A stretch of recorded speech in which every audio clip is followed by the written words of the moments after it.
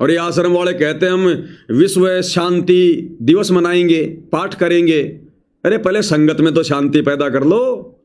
घर घर में लड़ाई झगड़े हो रहे, मूड फूट रहे, राग द्वेष ईर्ष्या में सड़ रहे हो, और दुनिया को तुम शांति का पाठ पढ़ाओगे। पहले संगत में तो शांति ले आओ, अच्छे कर्म करके, मर्यादा में रह के। तुम्हारा खुद का भगवान, तुम्हारा गुरु जेल में तुमसे महादुखी, पहले अपने भगवान को तो शांत करो। अरे अपने अच्छे कर्मों से, मर्यादित भक्ति से अपने गुरु जी को तो पहले शांति में लेके आओ, प्रसन्न करो, खुश करो। वो भगवान दुखी है तुम लोगों से, और भगवान दुखी तो संसार में शांति कहां से आएगी?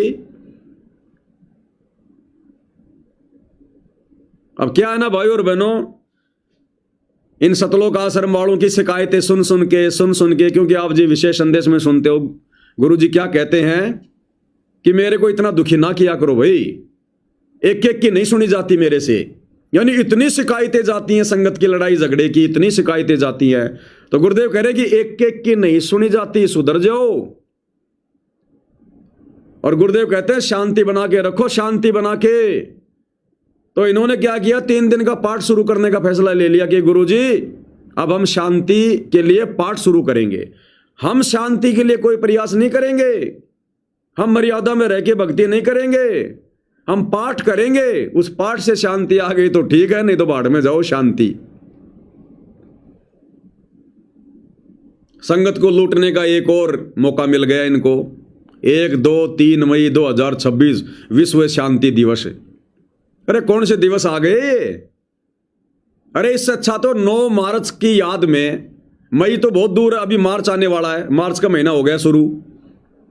अरे 9 मार्च को 3 दिन का पाठ शुरू कर देते, संत रामपाल जी का निर्वाण दिवस। क्योंकि 9 मार्च 1997 को तुम लोगों ने संत रामपाल जी को आकाश में उड़ा दिया। तुमने फिल्म बनाई थी ना 3D, संत और परमात्मा का अद्भुत मिलन। तो 9 मार्च 1997 को तुमने दिखाया कि संत रामपाल जी को कबीर जी ने आकर सतलोक भेज दिया, उनका निर्वाण हो गया, सह शरीर गए। जैसे तुम कबीर जी का निर्वाण दिवस मनाते हो, क्योंकि वो मगर से सह शरीर गए थे। अरे तो 9 मार्च के दिन 3 दिन का पाठ शुरू कर देते। संगत को लूटने का ज्यादा शौक है तो तुमसे ढंग से अगर नहीं बैठा जाता टिक्के, तो 9 मार्च का दिन रख देते मेरे भाई, संत रामपाल जी का निर्वाण दिवस। क्योंकि संत रामपाल जी तो है ही नहीं धरती पर, अब तो तुम्हारे अनुसार उनके रूप में कबीर जी आ गए ना 1997 के बाद। तो 9 मार्च को 3 दिन का पाठ रख दो, बढ़िया पैसा आएगा।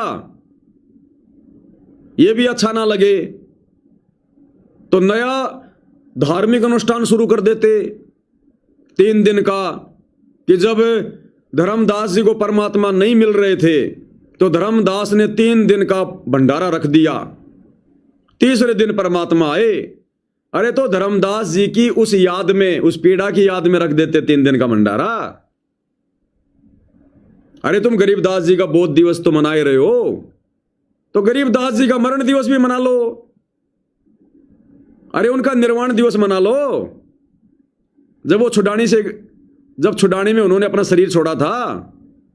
तो 3 दिन का निर्वाण दिवस भी मना लो जब बोध दिवस मना रहे हो तो। और तुम सबका मना रहे हो तो दादा गुरु जी को क्यों छोड़ दिया? अरे दादा गुरु जी का कोई जन्मदिन मना लो, कोई मरण दिन मना लो, कोई बोध दिवस मना लो, कुछ तो मनाओ दादा गुरु जी का भी। उससे भी जी ना भरे तो पंडित चिदानंद जी का देख लेना किसी ग्रंथ में, वो कब जन्मे थे, वो कब मरे थे, कब उनको ज्ञान हुआ, कब नाम लिया।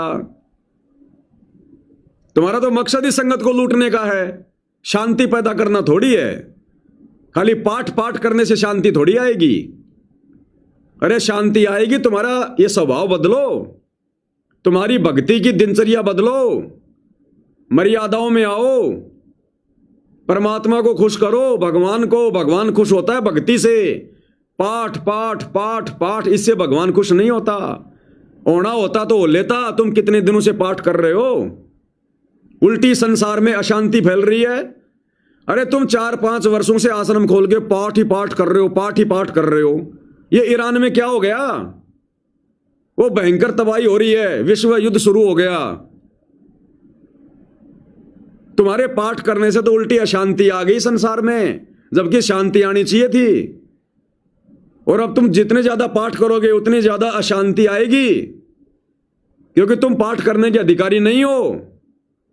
अनाधिकारी आदमी पाठ करेगा, शांति के बजाय अशांति उत्पन्न होगी।